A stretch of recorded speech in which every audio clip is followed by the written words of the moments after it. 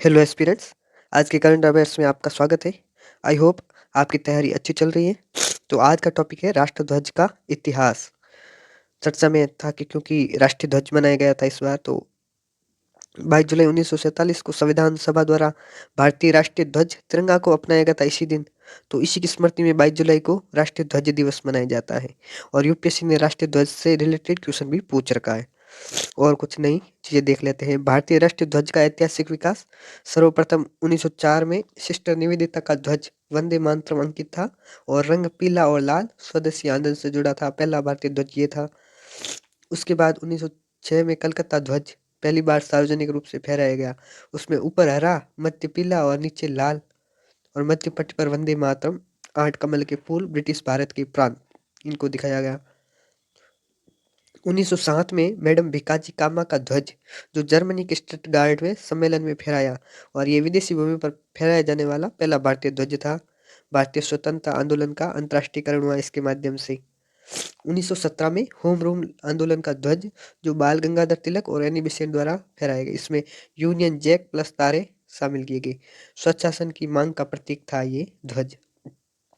1921 में गांधी जी द्वारा प्रस्तावित ध्वज जिसमें चरखा केंद्र में था, जो आत्मनिर्भरता और स्वदेशी का प्रतीक था। 1931 में तिरंगे का औपनिवेशिक स्वरूप रंग केसरिया, सफेद, हरा, मध्य में चरखा जो इंडियन नेशनल कांग्रेस द्वारा स्वीकार किया गया। केसरिया, सफेद, हरा, जो ये बीच में केवल चरखा है, बाकी सेम है। 22 जुलाई 1947 को वर्तमान तिरंगा चरखे के स्थान पर अशोक चक्र संविधान सभा द्वारा स्वीकृत किया गया है। आपको ये बताना है कि झंडे का ये डिजाइन किसने बनाया, और जो संविधान सभा में झंडा समिति थे उसके अध्यक्ष कौन थे। अब तिरंगा के रंगों का महत्व देखिए तो केसरिया साहस बलिदान, सफेद सत्य और शांति, और हरा समृद्धि और जीवन का प्रतीक है। वही अशोक चक्र धर्म, गति और न्याय का प्रतीक है। अशोक चक्र विशेष तथ्य 24 तीलियां होती है, दिन के 24 घंटे जो समय गतिमान चक्र चलता रहता है उसको दर्शा रहा है। प्रेरणा सम्राट अशोक का सिंह स्तंभ निरंतर प्रगति का प्रतीक।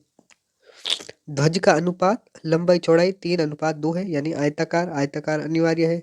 विदेशी भूमि पर प्रथम ध्वजारोहण ये देखा था 1907 मैडम भिकाजी कामा, स्थान जर्मनी स्टटगार्ड में। अब ध्वज संहिता जो 26 जनवरी 2002 से लागू है, इसमें राष्ट्रीय ध्वज के प्रयोग, प्रदर्शन और फहराने को नियंत्रित किया। कैसे कैसे ध्वज फहरा सकते हैं, उसके क्या वापस करना पड़ता है, ये सब पूछे। कौन कौन फहरा सकता है, इसमें नागरिक, निजी संस्थान और शैक्षिक संस्थान शामिल है। यानी केवल सार्वजनिक संस्थान नहीं है, निजी संस्थान भी है, नागरिक भी, शैक्षणिक संस्थान भी फहरा सकते हैं। संवैधानिक स्थिति 19(1)(a) में अभिव्यक्ति की स्वतंत्रता के तहत इसको शामिल किया गया है। सुप्रीम कोर्ट 2002 सम्मान के साथ ध्वज फहराना मौलिक अधिकार है। ध्वज के अपमान से संबंधित कानून राष्ट्रीय सम्मान अपमान निवारण अधिनियम 1971 बनाया गया। इसमें 3 वर्ष तक कारावास और जुर्माना या दोनों दिया जा सकता है अगर कोई तिरंगा ध्वज का अपमान करे।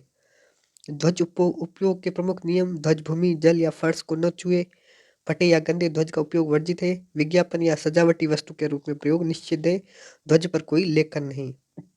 ध्वज के डिजाइनकार पिंगली वेंकैया, जन्म 1876, आंध्र प्रदेश। गांधी जी के सहयोगी रहे। 1916 से 21 के बीच अनेक डिजाइन प्रस्तुत किए। उनका निधन 1963 में हुआ। 2009 में स्मृति में डाक टिकट जारी किया गया। प्रीलिम्स क्विक फैक्ट: राष्ट्रीय ध्वज, अशोक चक्र, ध्वज अनुपात, ध्वज संहिता, अपमान कानून, ये सभी अच्छे से रिवाइज करने। Thank you.